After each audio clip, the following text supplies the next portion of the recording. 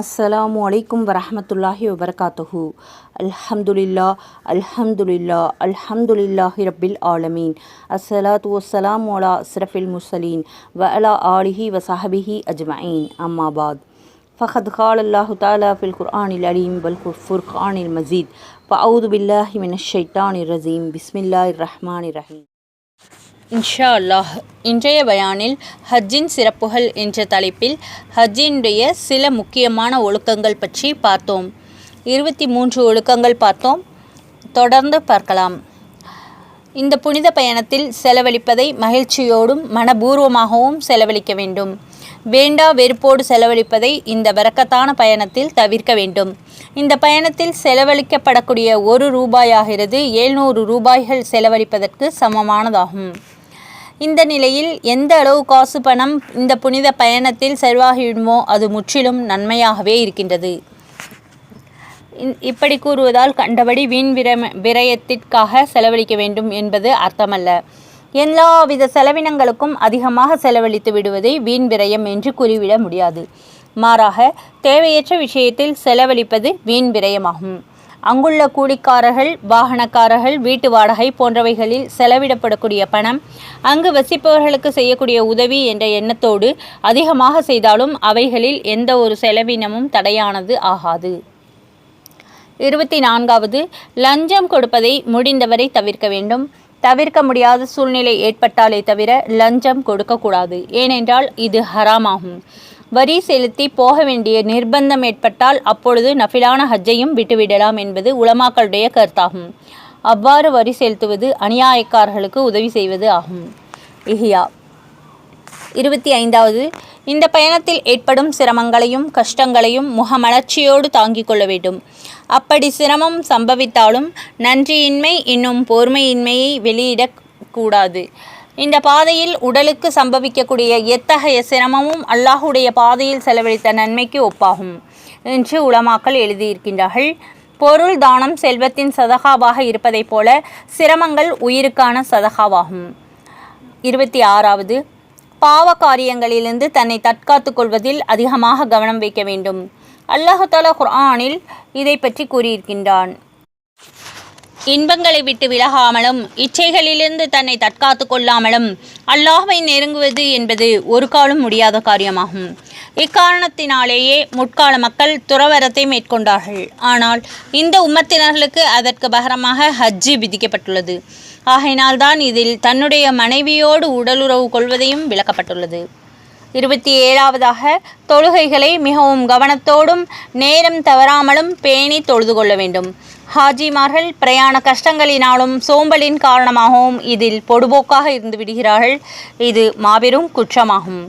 உலமாக்கள் கூறியிருக்கின்றார்கள், இரவு பயணத்தின் காரணமாக இரவின் கடைசி நேரமாக ஆகிவிட்டால் படுத்துறங்காமல் முழங்கையை ஊன்றி உள்ளங்கை தாங்களில் தலையை வைத்து உறங்க முயற்சி செய்ய வேண்டும்.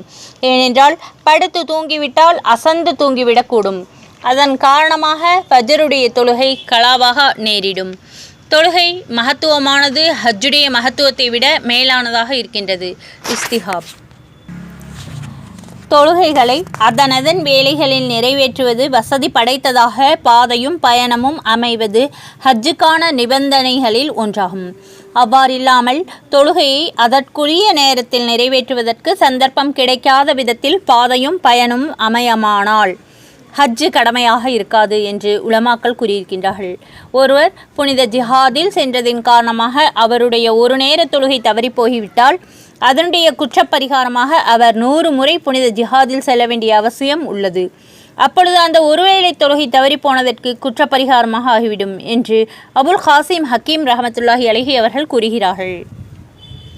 அபூபக்கர் பட்ராக் ரஹமத்துல்லாஹி அலைஹி அவர்கள் ஹஜ்ஜை நாடி செல்லும் பொழுது அன்னார் ஒரு நாள் பயண தூரம் சென்றவுடன் என்னை வீட்டிற்கு திரும்ப அழைத்து செல்லுங்கள், நான் ஒரு பயண தூரம் செல்வதற்குள் 700 பெரிய பாவங்களை செய்துவிட்டேன் என்றார்கள்.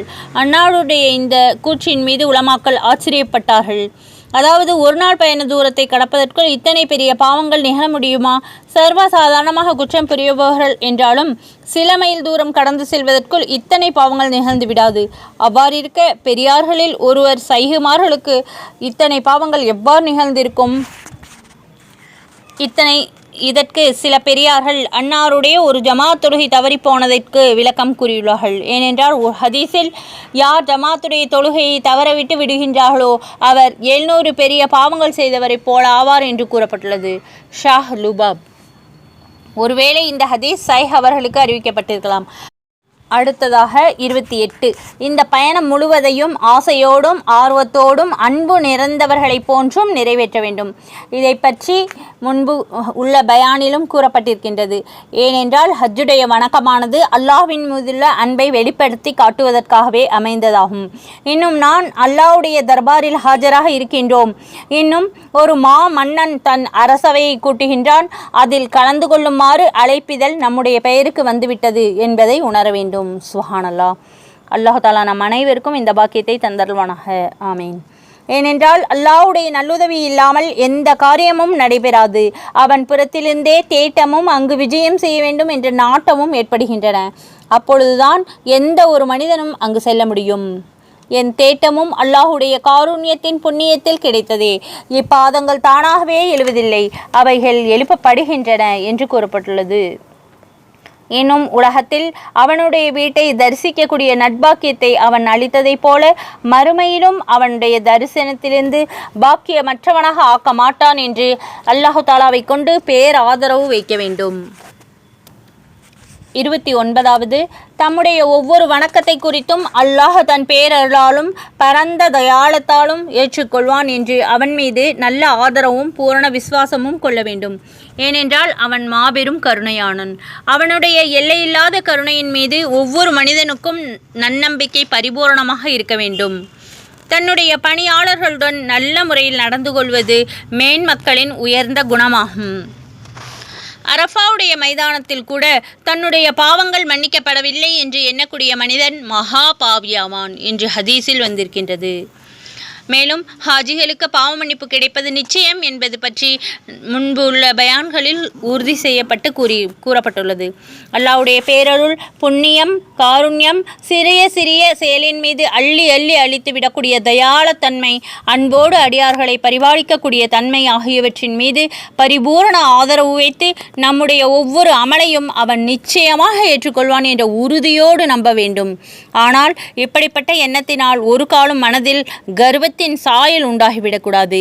தன்னுடைய அமல்களில் உள்ள குறைகளின் காரணமாக அது ஏற்கப்படாமல் போகுமோ என்று அஞ்சவும் வேண்டும். இப்னு அபி முலைக்கா ரஹ்மத்துல்லாஹி அலைஹி அவர்கள், நான் கண்ணியமிக்க சஹாபாக்களின் என்று 30 சஹாபாக்களை சந்தித்தேன். அவர்களில் ஒவ்வொருவரும் தாம் முனாஃபிக்காக இருக்கக்கூடுமோ என்று எண்ணி அஞ்சிக் கொண்டிருந்தார்கள் என்று கூறுவார்கள். புகாரி. அதாவது தங்களுடைய அமல்களில் வெளிரங்கம் சிறந்திருப்பதைப் போல அந்தரங்கம் சிறந்திருக்கவில்லை என்று அவர்கள் எண்ணியதால் தமக்குள் நயவஞ்சகத்தன்மை குடிகொண்டிருக்குமோ என்று அஞ்சிக் கொண்டிருந்தார்கள் என்பது இதன் பொருளாகும்.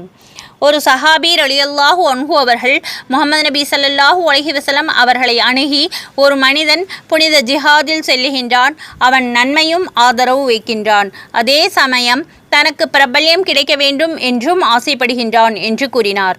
அதற்கு முஹம்மது நபி ஸல்லல்லாஹு அலைஹி வஸல்லம் அவர்கள், அவனுக்கு எந்தவித நன்மையும் கிடைக்காது என்று பதிலளித்தார்கள். அந்த சஹாபியானவர் 2வது முறையும் 3வது முறையும் இதே கேள்வியை திரும்ப திரும்ப கேட்டுக்கொண்டிருந்தார்கள். முஹம்மது நபி ஸல்லல்லாஹு அலைஹி வஸல்லம் அவர்களும் அதே பதிலை கூறிக்கொண்டிருந்தார்கள். அதற்கு பிறகு முஹம்மது நபி ஸல்லல்லாஹு அலைஹி வஸல்லம் அவர்கள், அல்லாஹ் தஆலா அவனுக்காக மட்டும் செய்யப்பட்ட அமலையை ஏற்றுக்கொள்கின்றான் என்று அருளினார்கள். தர்கீப். ஹஸ்ரத் சஃபி ரஹ்மத்துல்லாஹி அலைஹி என்பவர்கள் ஒரு தாபியின் ஆவார்கள்.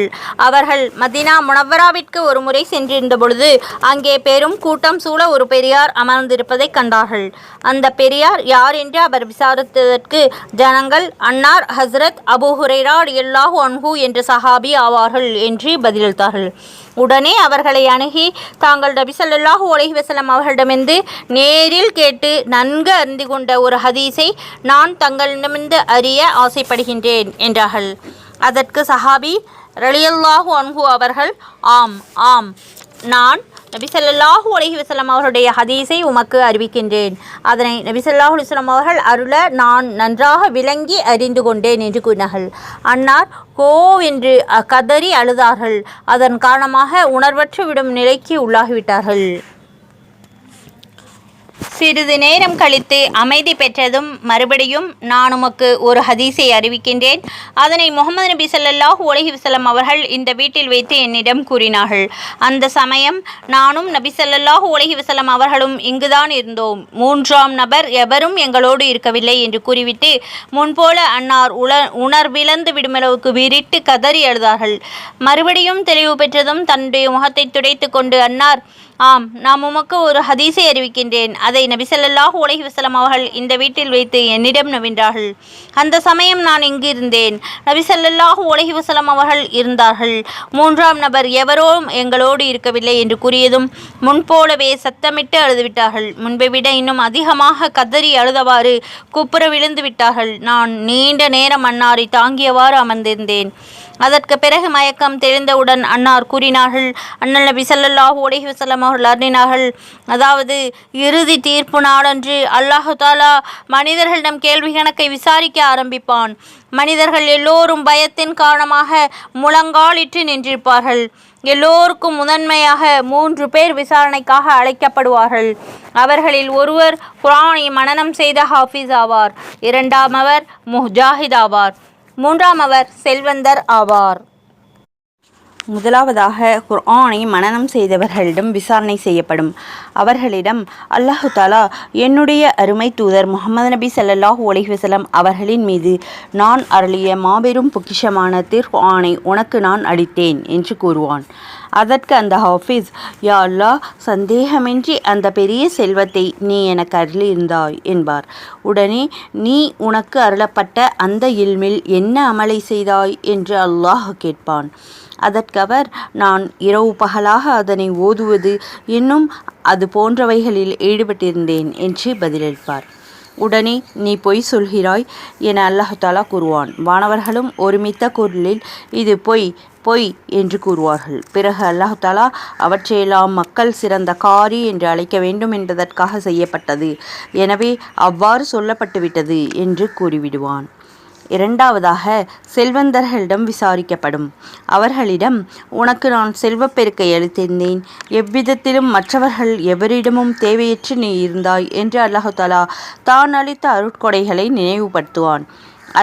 அந்த செல்வந்தர் சந்தேகமின்றி எவ்வாறுதான் நான் இருந்தேன் என்று ஒப்புக்கொள்வார்.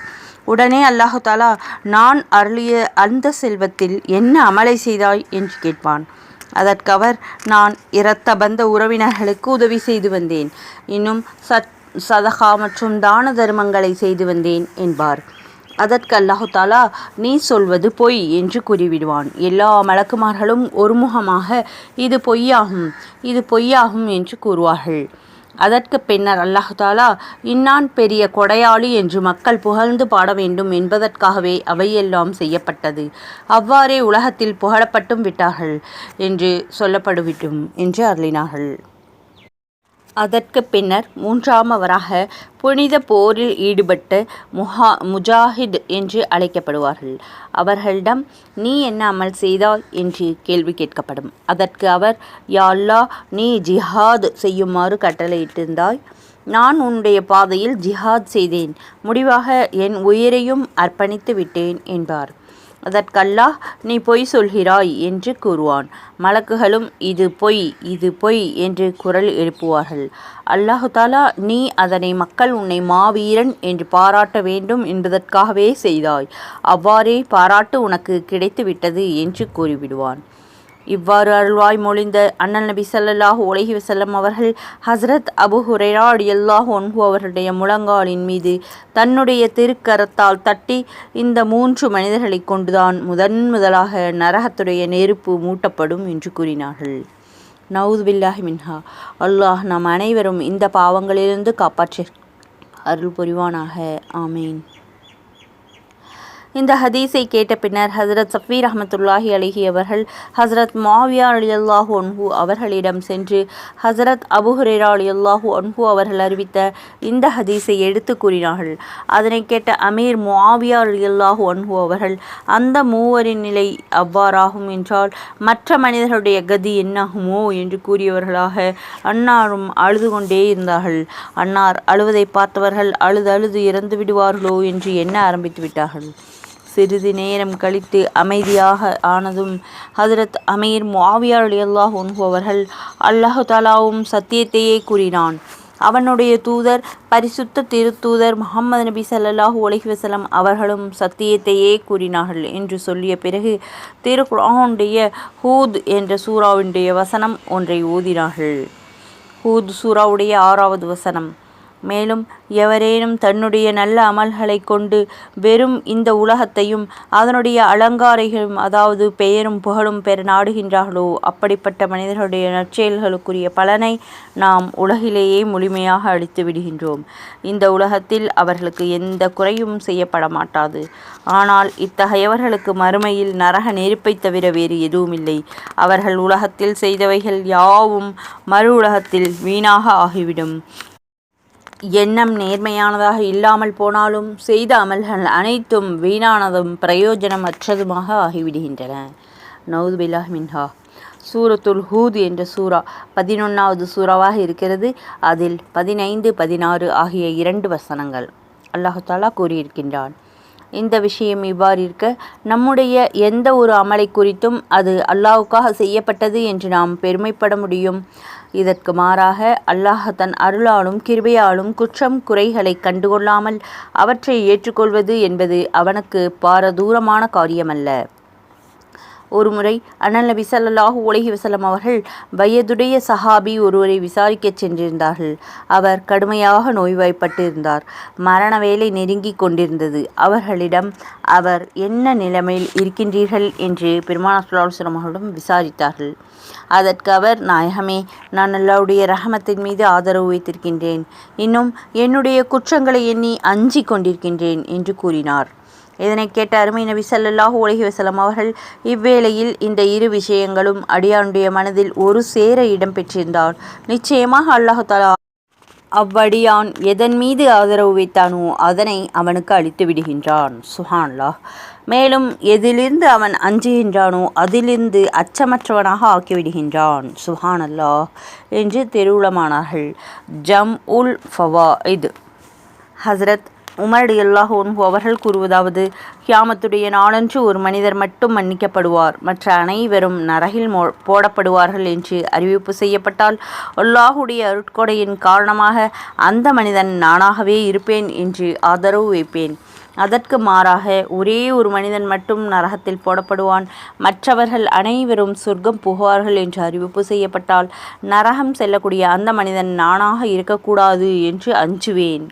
ஹசரத் அலி ரலியல்லாஹு அன்ஹு அவர்கள் தன்னுடைய மகனாரை நோக்கி, மகனே, நீ அல்லாஹ்வை எவ்வாறு அஞ்ச வேண்டும் என்றால், நீ உலக மக்கள் அனைவருடைய நன்மைகளின் அளவுக்கு நன்மைகளை எடுத்துச் சென்றாலும் அத்தனையும் அவன் நிராகரித்து விடக்கூடும். அதே சமயத்தில் நீ உலக மக்கள் அனைவருடைய பாவங்களையும் சுமந்து சென்றாலும் அத்தனையும் அவன் மன்னித்து விடக்கூடும் என்று ஆதரவு வைக்க வேண்டும் என்று கூறினார்கள். நூல் இஹ்யா. மேலும் பல ஒழுக்கங்கள் முதல் பயானிலும் சில ஒழுக்கங்களை ஹஜ்ஜுடைய முன்பு செல்வதற்கு தெரிந்து கொள்வதற்காக இப்பொழுதும் பார்த்தோம். இன்ஷா அல்லாஹ் மதீனாவினுடைய ஜியாரத் என்னும் தலைப்பில் சில ஒழுக்கங்கள் வர இருக்கிறது. அதையும் கவனமாக கேட்டு பயனடையுங்கள். மதீனா நகரத்தில் ரவுலா ஷரீஃபில் ஜியாரத்தினுடைய ஒழுக்கங்களும் சிறப்புகளும் பற்றி இப்பொழுது பார்க்கலாம். ஜியாரத்துடைய சிறப்பிற்கும் இன்னும் அது விரும்பத்தகுந்தது என்பதற்கும் யாரெல்லாம் ஹஜ்ஜுடைய சட்டத்திட்டங்களை பற்றி தெரிந்து கொள்கிறார்களோ எல்லாம் அத்தோடு ஜியாரத்துடைய ஒழுக்கங்களை பற்றியும் தெரிந்து கொள்ள வேண்டும்.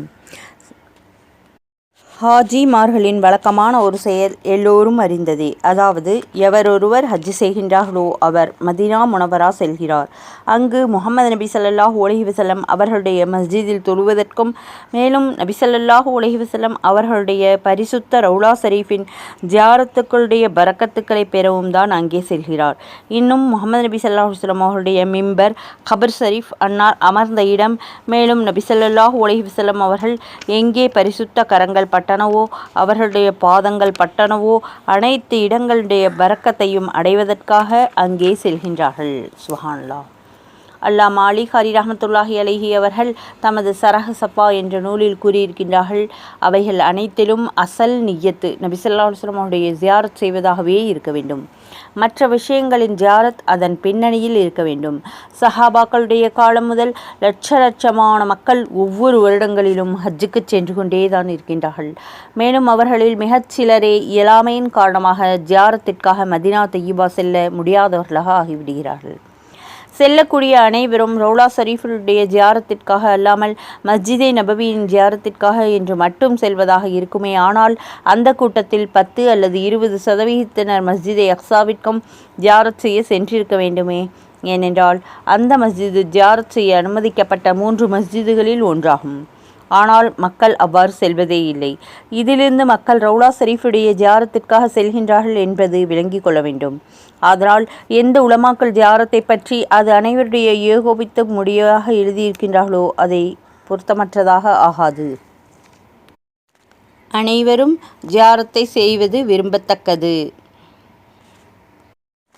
ஜியாரத் செய்வது சுன்னத் என்றும் மஸ்ஜிது நபவியில் தொழுவது முஸ்தஹப் என்றும் கூறப்பட்டிருக்கின்றது. எவர்கள் ஹஜ்ஜை பற்றிய நூலை கூறியிருக்கின்றார்களோ அவைகளை ஜியாரத்துடைய ஒழுக்கங்களையும் ஜியாரத்துடைய சமயத்தில் சொல்லப்படக்கூடிய சலாமுடைய வார்த்தைகளையும் தெளிவாக கூறியிருக்கின்றார்கள். சில ஒழுக்கங்களை பற்றி நாம் இந்த பயானில் தெரிந்து கொள்ளலாம். அன்பே உனக்கு அன்புடைய ஒழுக்கத்தை கற்றுத்தந்துவிடும். அன்பே அந்த இடத்தின் மீது உள்ள ஒழுக்கங்களையும் கற்றுத்தந்துவிடும். முஹம்மது நபி ஸல்லல்லாஹு அலைஹி வஸல்லம் அவர்கள் மீது அதிகமாக ஸலவாத் ஓதி மதீனா ஷரீஃபிற்கு சென்று அங்கே அதிகமாக தொழுது நல்ல அமல்களை அதிகமாக செய்து கொள்ள வேண்டும். எப்பொழுது மதீனா செல்லக்கூடிய எண்ணம் உண்டாகிவிட்டதோ அப்பொழுதே பரிசுத்த கப்ர் ஷரீஃபுடைய ஜியாரத்தின் நியத்தையும் செய்து கொள்வது மிகவும் சிறந்ததாகும். இதன் காரணமாக எவர் ஒருவர் என்னுடைய ஜியாரத்திற்காக மட்டும் வருவாரோ அவருக்காக ஷஃபாத் செய்வது என் மீது கடமையாகிவிட்டது என்று ஹதீஸில் சொல்லப்பட்டுள்ளது. அதற்கு அருகதையுள்ளவராக ஆகிவிடுவார்.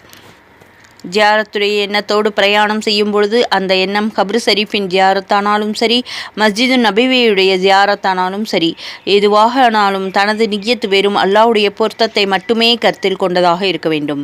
அந்த நிய்யத்தில் பகட்டு, பெருமை, பெயர், புகழ், உல்லாச பிரயாணம் அல்லது இது போன்ற வேறு உலக நோக்கங்கள் எதுவுமே அறவே இருக்கக்கூடாது. அவ்வாறு இருக்குமே ஆனால் நன்மைகள் அழிந்து பாவ குற்றம் உண்டாவது நிச்சயம். கஞ்சத்தனத்தின் காரணமாக மதீனாவிற்கு கூட செல்லவில்லை என்று ஜனங்கள் இகழ்வார்களே என எண்ணி ஒரு மனிதன் பிரயாணம் செய்தால் அவனுடைய பிரயாணத்தால் தனது உயிரை சிரமத்திற்கு உள்ளாக்கி கொண்டான், இன்னும் தனது பொருளை வீண் விரயமாக்கினான் என்பதை தவிர வேறு எந்த பயனையும் அவன் அடைந்து கொள்ள மாட்டான். நவுது பில்லாஹ் மின்ஹா. இதை பற்றி ஹஜ்ஜினுடைய ஒழுக்கங்கள் என்ற தலைப்பில் பார்க்கலாம். அல்லாஹு தஆலா நம் அனைவருக்கும் தூய்மையான நிய்யத்தை வைக்கக்கூடிய பாக்கியத்தை தந்தல்வானாக. ஆமீன்.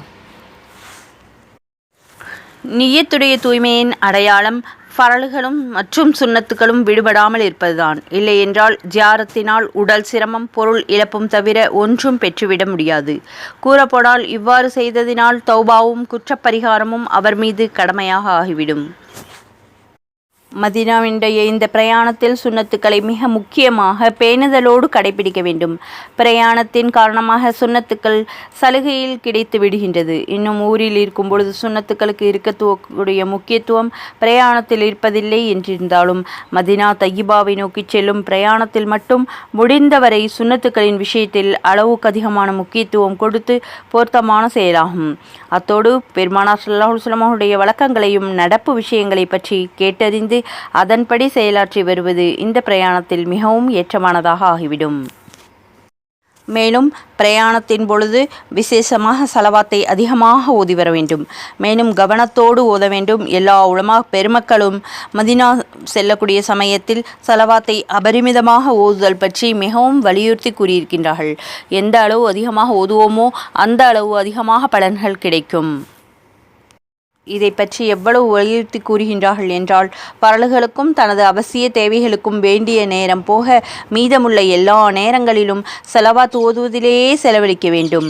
ஏனென்றால் எந்த அளவு லட்சியத்தில் கவனமாக இருக்குமோ அந்த அளவு அதிகமான நன்மைகள் கிடைக்கும். சுஹானல்லாஹ். இந்த பயணத்தில் செலவாத்தினை அதிகமாக ஓதுவது மிகவும் சிறப்புடையதாகும். குர்ஆன் ஓதுவதை விட செலவாத்து சிறந்ததா அல்லது செலவாத்தை விட குர்ஆன் ஓதுவது சிறந்ததா அல்லது இரண்டும் சரிசமமானதா என்பதற்கு பதில் எங்கு செலவாத் அதிகமாக ஓதப்பட வேண்டும் என்று கூறப்பட்டுள்ளதோ அந்த வேளையில், உதாரணமாக ஜும்மாவுடைய இரவு முதலிய வேளைகளில் செலவாத் ஓதுவதே சிறந்தது. இவ்வாறு பார்த்தால் இந்த பயணத்தின் செலவாத்தினை அதிகமாக ஓதுவது குர்ஆனை அதிகமாக ஓதுவதை விட சிறந்ததென்றே கூற வேண்டும். காரணம் என்னவென்றால் இது சந்தர்ப்பத்திற்குரிய அமலாக இருக்கின்றது.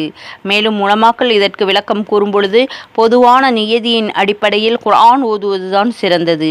ஆனால் எந்த விசேஷ சந்தர்ப்பங்களில் சிற்சில தனிப்பட்ட திக்ருகள் செய்யப்பட வேண்டும் என்று கூறப்பட்டுள்ளதோ அந்தந்த வேளைகளில் அந்தந்த திக்ருகளை ஓதுவதே மிகவும் சிறந்ததும் ஏற்றமானதுமாக இருக்கின்றது. சுஹானல்லாஹ். மேலும் முஹம்மது நபி ஸல்லல்லாஹு அலைஹி வஸல்லம் அவர்கள் கூறுகிறார்கள், எல்லாவற்றையும் விட சிறந்த திக்ரு திருக்குர்ஆனை ஓதுவதாகும். ஆனால் எவ்விடத்தில் வேறு ஏதாவது சில திக்ருகள் ஓத வேண்டும் என்று ஷரியத்தில் கூறப்பட்டுள்ளதோ அந்த இடத்தில் அவைகளை ஓதுவதுதான் மிகவும் சிறந்ததாகும். உதாரணமாக ருக்கூவிலும் சிஸ்தாவிலும் இந்தந்த தஸ்பீகளை ஓத வேண்டும் என்று கூறப்பட்டுள்ளது. அங்கு அதுதான் ஓத வேண்டும். அந்த இடத்தில் குர்ஆன் திலாவத் செய்யப்பட்டால் அது மக்ரூஹ் ஆகும். அதேபோல மதினா நகருக்கு செல்லும் பொழுது அதிகமாக ஸலவாத்துக்களை ஓதிக்கொள்ள வேண்டும்.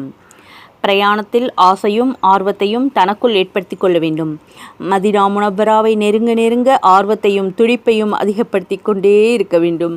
சந்திப்பின் வாக்குறுதி சமீபித்து விடும் வேளையிலே ஆசையின் தீ இன்னும் அதிகமாக கொழுந்துவிட்டு எரிகின்றது என்பது ஒரு பாரசீக கவிதையாகும்.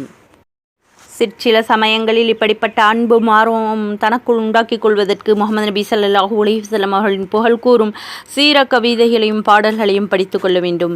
பெருமானார் ஸல்லல்லாஹு அலைஹி வஸல்லம் அவருடைய வாழ்க்கை வரலாற்று கூறும் புத்தகம் உடனிருந்தால் அல்லது கிடைத்துவிட்டால் அதனை படிக்க வேண்டும் அல்லது படிக்கச் சொல்லி கேட்க வேண்டும். நமது மஜ்லிஸ்களிலும் நபி ஸல்லல்லாஹு அலைஹி வஸல்லம் அவர்களை பற்றியே பேசப்பட வேண்டும். மதினா தய்யிபா சமீபத்து விடக்கூடிய நாளில் ஆர்வமும் மகிழ்ச்சியும் பொங்கி பெருகிவிட வேண்டும். சுஹானல்லாஹ். செல்லும் வழியிலெல்லாம் முஹம்மது நபி ஸல்லல்லாஹு அலைஹி வஸல்லம் அவர்களையோ சஹாபாக்களை தொழுத தங்கிய இடங்கள் அல்லது மஸ்ஜிதுகளை கண்டால் அவைகளை ஜியாரத் செய்தவாறு செல்ல வேண்டும். அங்கே நஃபில் 2 ரக்காத் தொழுது கொள்ள வேண்டும் அல்லது திக்ரு சலவாத்து போன்ற அமல்களில் ஈடுபட வேண்டும்.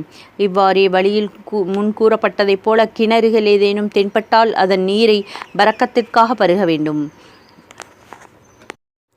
இதை பற்றி மற்ற பயானில் பார்க்கலாம். மற்றும் உள்ள கிணறுகளை பற்றிய குறிப்பும் தெரிந்து கொள்ளலாம். முஅல்லிமுல் ஹுஜ்ஜாஜ் ஜியாரத்துல் ஹரமைன் என்ற நூல்களில் இதை பற்றி விவரமாக இருக்கிறது. கவனமாக படிப்பதோடு அவைகளை விசாரித்து தெரிந்து கொள்ள வேண்டும். அவைகளிலெல்லாம் துல் குலைஃபாவிற்கு சமீபத்தில் உள்ள முஅற்றஸ் என்னும் இடத்தில் தொழுவது மிக மிக முக்கியமானது. தற்போது அங்கு மஸ்ஜிது கட்டப்பட்டிருக்கின்றது. சாஃபி மதுஹபில் இதை சுன்னத்தை முஅக்கதா என்று கூறுகின்றார்கள். சுப்ஹானல்லாஹ். மதினா தய்யிபா நெருங்கிவிடும் பொழுது மிகுதியான ஆர்வத்திலும் ஆசையிலும் மூழ்கிவிட வேண்டும். அதிகமாக ஸலவாத் ஓதிக்கொண்டே இருக்க வேண்டும். வாகனத்தில் சென்றால் அதனை வேகமாக செலுத்த முயற்சி செய்ய வேண்டும்.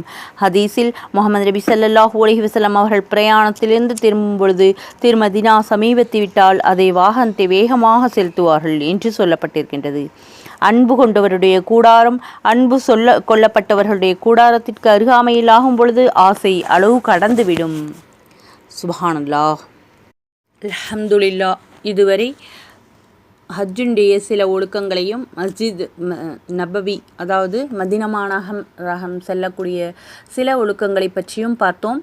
மஸ்ஜிது நபவி மதீனா நகரத்தின் ஒழுக்கங்கள் பற்றி மேலும் இன்ஷா அல்லாஹ் இன்னும் தர இருக்கின்றேன். முழுமையாக கேட்டு பயனடையுங்கள்.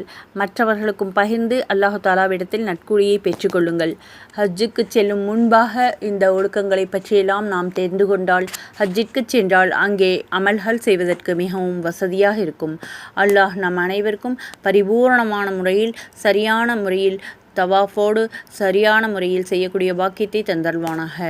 உம்ரா செய்யும் பொழுதும் சயி செய்யும் பொழுதும் ஷைத்தானுக்கு கல்லெறிவதின் ஒழுக்கங்களை பற்றியும் மஸ்ஜிது நபவியுடைய ஒழுக்கங்களை பற்றியும் நாம் மிகவும் விவரமாக நம்முடைய பயானில் தந்திருக்கின்றோம். இன்ஷா அல்லாஹ் ஒவ்வொரு பயான்களையும் கவனமாக கேட்டு பயனடையுங்கள். தெரியவில்லை என்றால் திரும்ப திரும்ப போட்டு கேளுங்கள். மஸ்ஜிதுல் ஹரமைன் ஹஜ்ஜுடைய ஒவ்வொரு இடங்களை பற்றியும் தெரிந்து கொள்வது மிகவும் முக்கியமாக இருக்கின்றது. நாம் ஹஜ்ஜுடைய ஒவ்வொரு இடங்களை பற்றியும் ஒவ்வொரு அமல்களை பற்றியும் விவரமாக தெரிந்து கொண்டு ஹஜ்ஜு செய்தால் பரிபூரணமான நன்மைகளை பெற்றுக்கொள்ளலாம். இன்ஷா அல்லாஹ். அல்லாஹ் தாலா நம் அனைவருக்கும் அதிகமான முறையில் சரியான பயான்களை கேட்டு விவரங்களை தெரிந்து கொள்ளக்கூடிய பாக்கியத்தை தந்தல் புரிவானாக. ஆமீன். அல்லாஹ் தாலா நமக்கு உடல் ஆரோக்கியத்தையும் உள்ள நலத்தையும் தந்தல்வானாக. ஆமீன். நாம் ஹஜ்ஜு செல்லும் பொழுது எல்லா விவரங்களையும் முன்பே படித்து தெரிந்து கொண்டு அமல் செய்யக்கூடிய பாக்கியத்தை தந்தல்வானாக. ஆமீன். அல்லாஹு தாலா நம் அனைவருக்கும் ஹஜ்ஜு செய்யக்கூடிய நசீபை தந்தல்வானாக. ஆமீன். அல்லாஹு தாலா நம் அனைவருக்கும் சொர்க்கத்தை வாஜிபாக்கி நரகத்தை ஹராமாக்குவானாக. ஆமீன். ஹஜ்ஜை நசீபாக்குவானாக. முஹம்மது நபி ஸல்லல்லாஹு அலைஹி வஸல்லம் அவர்களுடைய சிபாரிஷை நமக்கு மறுமையில் தந்தருவானாக. ஆமீன். நபி ஸல்லல்லாஹு அலைஹி வஸல்லம் அவர்கள் மீது அதிகமாக ஸலவாத் ஓதக்கூடிய பாக்கியத்தை தந்தருவானாக. ஆமீன். மஸ்ஜிதுல் ரவுலா ஷரீஃபில் ஹஜ் செய்யக்கூடிய பாக்கியத்தையும் மதினா முனவராவை சந்திக்கக்கூடிய பாக்கியத்தையும் அங்கே தொழுகக்கூடிய பாக்கியத்தையும் அங்கேயே மௌத்தாகக்கூடிய பாக்கியத்தையும் தந்தருவானாக. ஆமீன். அல்லாஹு தாலா நம் அனைவருக்கும் நம்முடைய அமல்களுடைய நல்ல எண்ணங்களையும் தூய்மையான எண்ணங்களையும் அதிகப்படுத்தி தருவானாக. ஆமீன். அமல் செய்யும் பொழுது மற்றவர்கள் பார்க்கிறார்கள் என்ற எண்ணம் வராமல் பாதுகாத்தல் புரிவானாக. ஆமீன். ஷைத்தானுடைய தீங்குகளை விட்டு பாதுகாப்பானாக. ஆமீன். நம்முடைய ஒவ்வொரு அமல்களையும் சாலிகான முறையில் செய்யக்கூடிய பாக்கியத்தை தந்தருவானாக. ஆமீன். நம்முடைய அனைத்து அமல்களையும் அல்லாஹ் தாலா ஏற்றுக்கொள்வானாக. ஆமீன். பேருக்காகவோ புகழுக்காகவோ செய்யாமல் உன்னுடைய பொருத்தத்தை நாடி செய்யக்கூடியவர்கள் அனைவர்களிலும் எங்களையும் ஆக்கியல் புரிவாயாக. ஆமீன். ஜஸாக்கல்லாஹு ஹைரன் கசீரா. அஸ்ஸலாமு அலைக்கும் வரஹ்மத்துல்லாஹி வபரகாத்துஹு வ மஹ்ஃபிரத்துஹு.